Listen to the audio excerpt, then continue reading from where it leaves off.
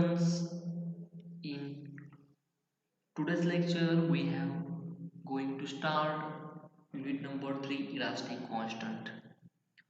In last lecture we have completed the topic simple stress and strain. Okay, now today we are going to see the topic unit that is elastic constant. This topic having weightage for 12 marks. Okay, students, in last lecture or in last topic we have studied the types of forces.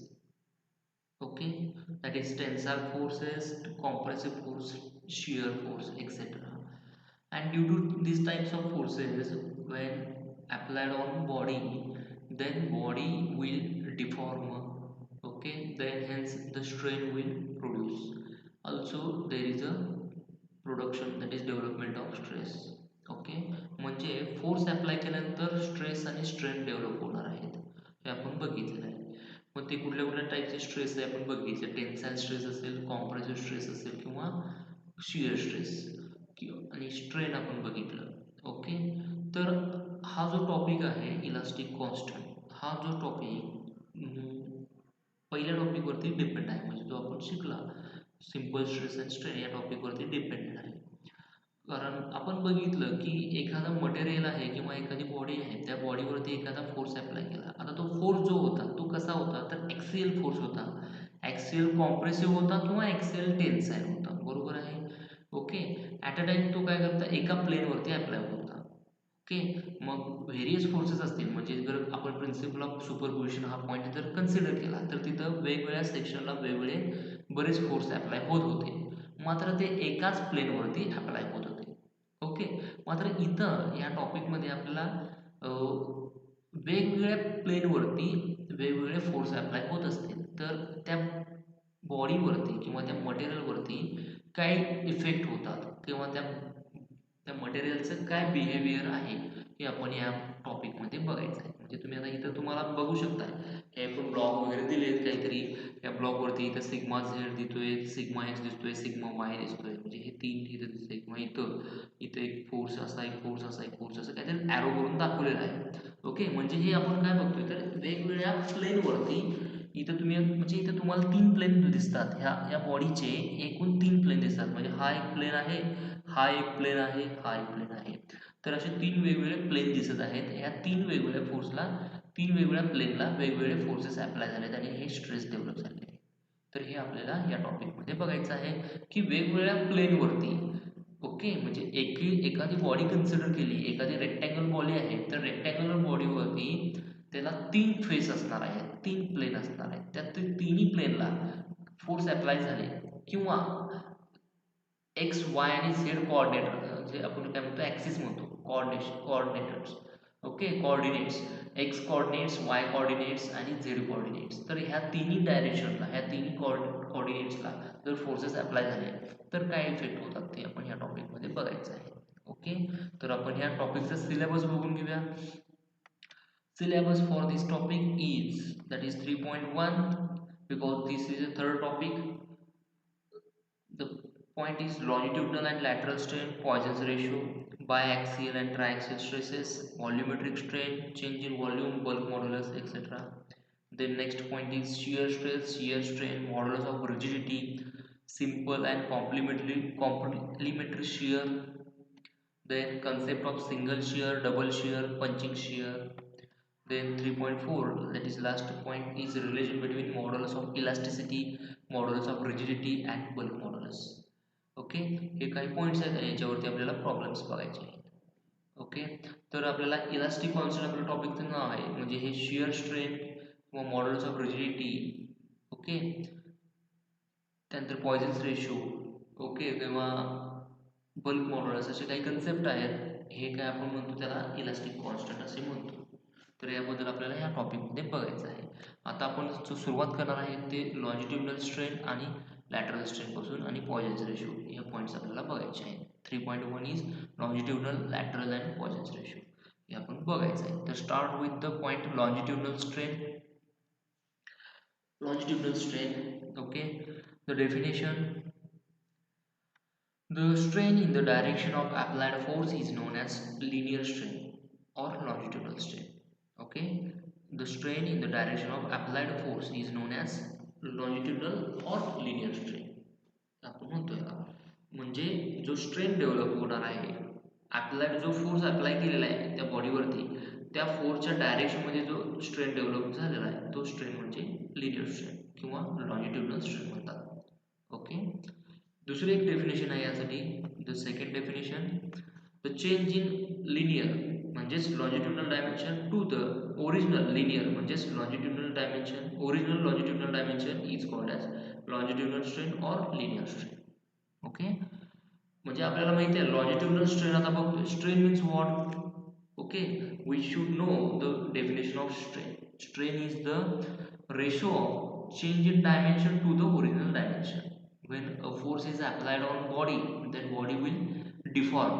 This deformation, that is change in dimension, this change in dimension to the original dimension of that body, this ratio is known as strain, okay.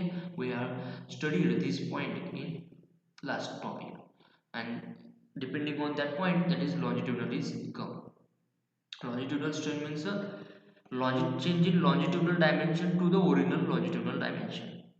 It is also linear, okay. That is change in linear dimension to the original linear dimension is called as longitudinal or linear strain. म्हणजे longitudinal किंवा linear दोन्ही शब्द एकच आहे, दोन्हीही विचारतात. Linear strain पण म्हणतात किंवा लॉन्जिट्युडनल स्ट्रेन पण म्हणतात, म्हणून हे दोन्ही शब्द इथे वापरलेले आहेत. तर ह्या दोन्ही डायमेन्शनचा म्हणजे linear dimension to the original, change in linear dimension to the original linear dimension, हा रेशो म्हणजे लॉन्जिट्युडनल स्ट्रेन असतो.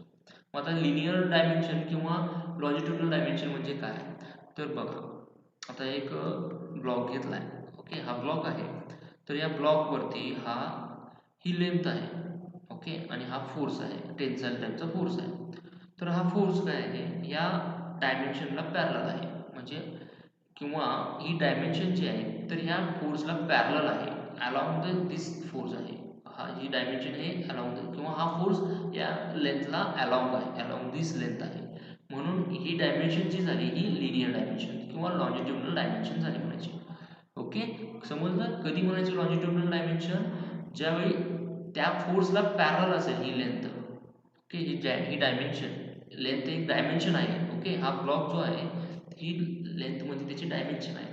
ही डायमेन्शन ज्या फोर्सला ज्यावेळी पॅरलल असते, ओके, त्यावेळी त्या डायमेन्शनला म्हणायचं लॉन्जिट्युडनल डायमेन्शन किंवा लिनियर डायमेन्शन म्हणतात, ओके. आता या टेन्साईल टाईपच्या फोर्समुळे हे चेंज लेंथ काय होणार आहे, चेंज होणार आहे, म्हणजे इथं डिफ्लेक्शन काहीतरी होईल, हे एक्सटेंड होणार आहे. आता इथं तुम्हाला दिसेल, तर इथं डेल्टा एल आणि डेल्टा एल एवढं इथं काय झालेलं आहे, ह्या फोर्स पी मुळे काय झालेलं आहे, डिफ्लेक्शन झालेलं आहे, इथं बघू शकता. तर इकडं वाढलेले आहे, इकडं वाढलेले आहे, आणि याची विड्थ आणि याची डेप्थ कमी झालेली आहे. म्हणजे हे ओरिजिनल हे ब्ल्यू आहे, हा ब्ल्यू पार्ट आहे, हा ब्ल्यू पार्ट कॉम्प्रेस झालेला म्हणजे कमी झालेला आहे. बघा एक्सटेंड झाल्यामुळे काय झालेलं आहे, याची क्रॉस सेक्शन कमी झालेला आहे आणि लेंथ वाढलेली आहे, ओके. म्हणजे लेंथ इकडं डेल्टा एल एवढी वाढली, म्हणजे फोर्सच्या डायरेक्शनमध्ये इथं चेंज झालेलं आहे, फोर्सच्या डायरेक्शनमध्ये इथं इन्क्रीज झालेलं आहे, आणि फोर्सच्या अक्रॉस काय याची डायमेन्शन जे आहे ते कमी झालेले आहे, म्हणजे विड्थ आणि याची डेप्थ कमी झालेली आहे, ओके. मग आता लिनियर डायमेन्शन म्हणजे आपण लेंथ म्हणू शकतो. मग चेंज इन लिनियर डायमेन्शन म्हणजे delta L, change in linear or longitudinal dimension divided by original longitudinal or linear dimension is called as longitudinal strain, okay. आपण हे बघू शकतोय, हा ब्लॉक पहिल्यांदा होता, ह्याच्यावरती टेन्साईल फोर्स अप्लाय केला, त्यामुळे हा ब्लॉकची लेंथ वाढली. अगोदर ओरिजिनल लेंथ एल होती, नंतर डेल्टा एल डॅश झाली, म्हणजे कितीने वाढली तर डेल्टा एल इकडं दोन्हीकडे वाढलेली आहे. एकूण एल डॅश आपण त्याला म्हणू शकतो. इथं लेंथ ह्या टेन्साईल फोर्समुळे वाढली, आणि याचं क्रॉस सेक्शन जे आहे म्हणजे असा हा जो क्रॉस सेक्शन होता तो कमी झालेला आहे, हे येलोमध्ये दाखवलेला आहे. हा कमी होऊन हा इथं तेवढं तुमचं म्हणजे त्याची विड्थ आणि डेप्थ याची कमी झालेली आहे, ओके. तर जो स्ट्रेन डेव्हलप होणार आहे अलॉंग द फोर्स, त्या स्ट्रेनला काय म्हणतो, लॉन्जिट्युडनल स्ट्रेन किंवा लिनियर स्ट्रेन म्हणतात, किंवा change in linear dimension to the original linear dimension, किंवा change in longitudinal dimension divided by original longitudinal dimension. This ratio is called as longitudinal strain. या दोन्हीपैकी कुठलीही एखादी डेफिनेशन लिहून घ्या. मोस्ट ऑफ ऑल ही सोपी आहे, तर ही सोपी डेफिनेशन तुम्ही लिहून घ्या. आणि डायग्राम हे महत्त्वाचं आहे. डेफिनेशन झालं. आता फॉर्म्युला पण लिहूया. Longitudinal strain it is denoted bye E because it is same as that normal strain. म्हणजे नॉर्मल स्ट्रेन आपण बघ कसं काढतोय, तर डेल्टा एल आपण एल म्हणून इथे लॉन्जिट्युडिनल स्ट्रेन म्हणजेच डेल्टा एल आपण एल न काढतो आपण.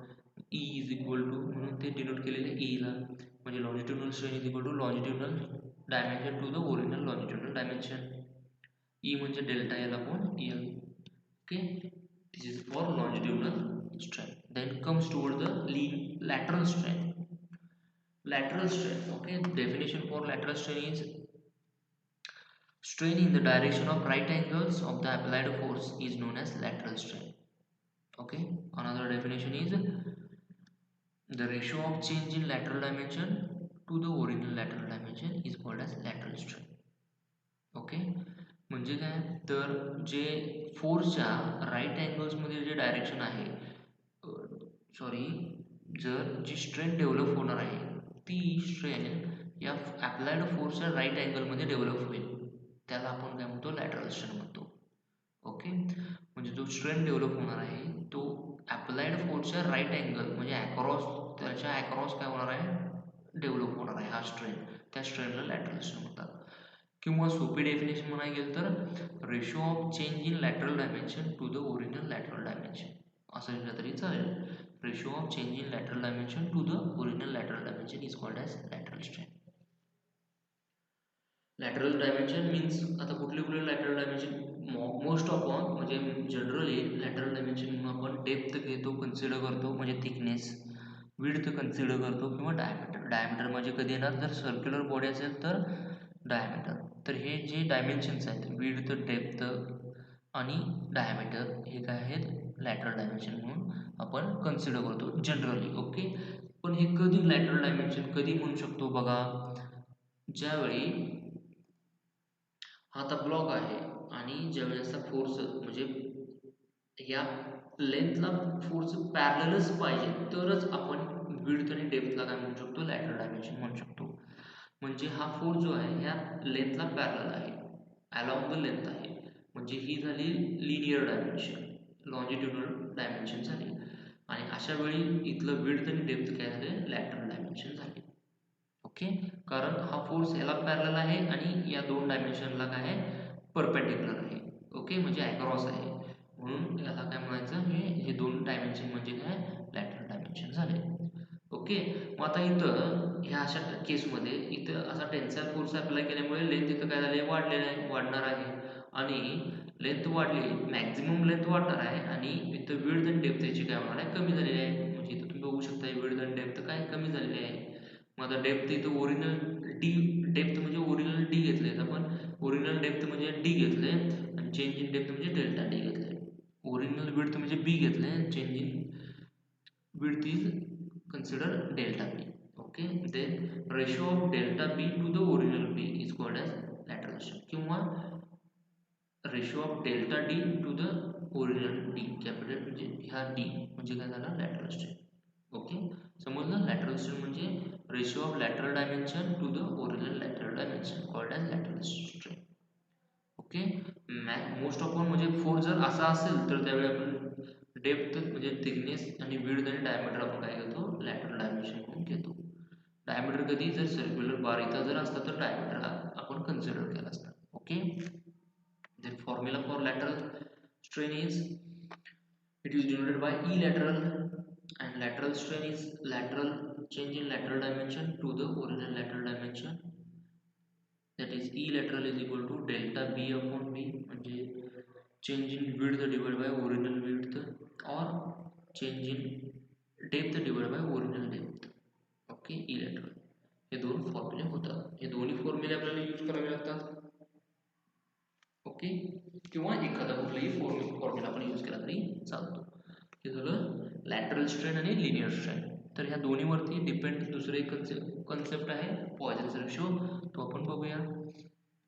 Poisson's ratio What is meant by Poisson's ratio? Definition for Poisson's ratio is when a homogeneous material is loaded within elastic limit, then the ratio of lateral strain to the linear strain is constant and it is known as Poisson's ratio.